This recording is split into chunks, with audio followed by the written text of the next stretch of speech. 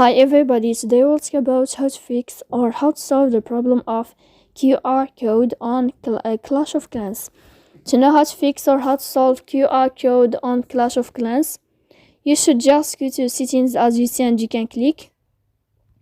After that, you will enter to apps, default apps, app settings.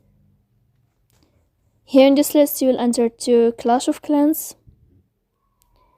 Then you can go to for stop and you can click OK. Here we'll enter to storage. Then you can click clear cache. Don't click clear data because that can cause you errors in your app.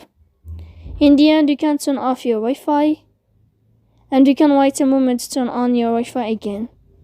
So please don't forget to support us by like and subscribe.